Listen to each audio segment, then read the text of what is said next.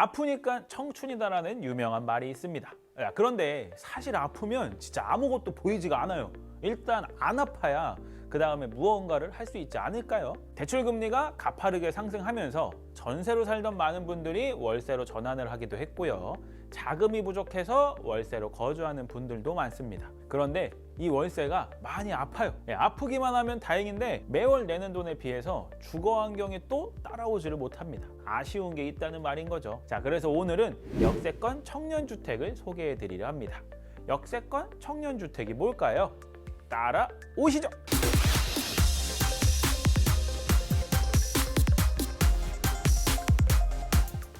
서울시와 서울주택도시공사가 추진하는 사업 중에 역세권 청년주택이라는 게 있습니다.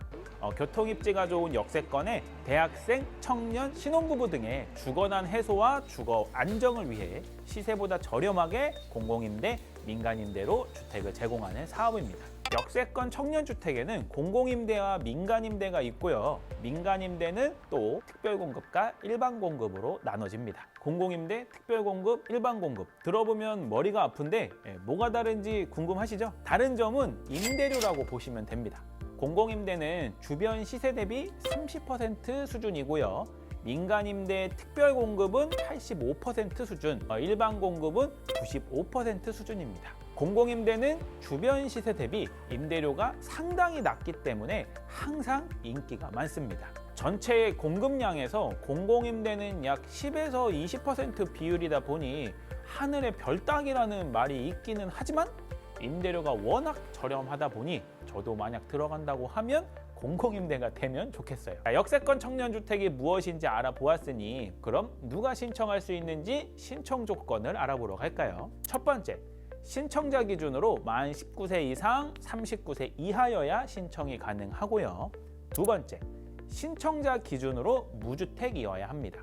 부모님은 주택을 소유하고 있어도 신청하는 본인이 주택이 없다면 진행이 가능합니다. 단, 신혼부부는 신청자뿐 아니라 혼인한 상대도 주택이 없어야 가능하니까 이 점 참고해 주세요. 그리고 역세권 청년주택에 거주하시는 동안에는 무주택을 유지하셔야 합니다. 세 번째, 한 세대에서 한 개의 주택에만 신청 가능합니다. 중복 신청하면 전부 무효 처리됩니다. 한마디로 역세권 청년주택 A에다가 신청을 했으면 B나 C에는 신청을 하시면 안 됩니다. 뭐 A, B, C 이렇게 세 곳에 동시에 넣으면 다 무효가 됩니다. 네 번째, 자동차를 보유하고 계시면 안 됩니다.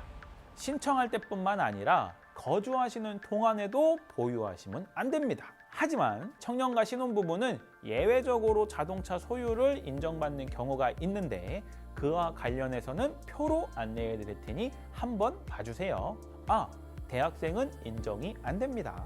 마지막으로 공공임대와 민간임대에 각각 지원할 수 있는 소득 조건과 자산 조건이 있습니다. 다만 이 부분은 내용이 너무 많아서 영상에서 다루기는 어려우니 고정 댓글로 확인할 수 있는 곳을 남겨드릴게요. 자세한 내용은 그쪽에서 확인해 보시면 좋을 것 같습니다.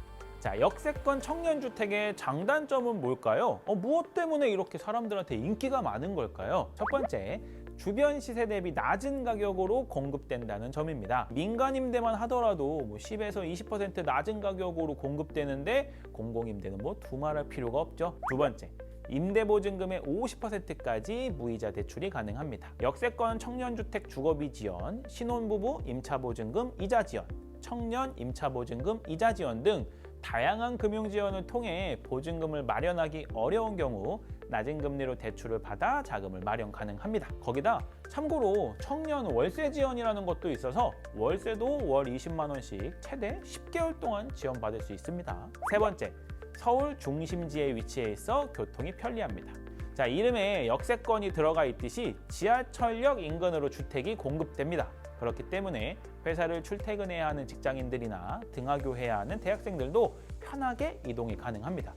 아무리 좋은 가격으로 주택을 공급하더라도 지하철역이나 버스역까지 30분 걸어가야 하고 그러면 출퇴근이고 등하교고 너무 힘들잖아요. 네 번째, 보증금 떼일 걱정 없다.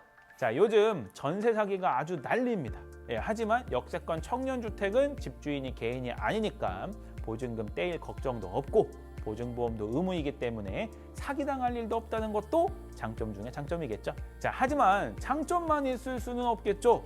단점도 있다는 점. 가장 큰 단점은 아무래도 관리비가 비싸다는 겁니다. 관리비를 절약하기 위해서 인력을 줄이고 하는 게 없고 관리를 위해 인력을 충분하게 쓰기 때문에 그만큼 관리비가 비싸게 나옵니다. 그리고 지역마다 역세권 청년주택 입주 조건이 조금씩 다르다는 점이에요. 자, A 지역에서는 자산, 가족관계, 세대주 여부 등 꼼꼼하게 따져서 결정됐다면 B 지역에서는 나이랑 자동차 소유 여부만 확인하는 등 입주 조건들이 조금씩 다르기 때문에 주택을 알아볼 때 혼선이 올 수 있습니다. 단점이 있기는 하지만 실제로 거주하고 있는 청년들의 경우 만족감이 상당하다고 해요. 적은 보증금과 월세로 역세권 신축 주택에서 거주할 수 있고 여러 가지 편의시설도 있다 보니 거주할 때 불편함도 크게 없다고 합니다. 오늘 역세권 청년주택에 대해서 알아봤는데요. 독립을 준비 중이거나 저렴하게 더 나은 주거 환경을 찾고 계신다면 역세권 청년주택 어떠신가요? 꽤 괜찮은 선택이 될 수 있을 것 같습니다.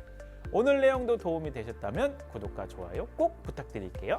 안녕!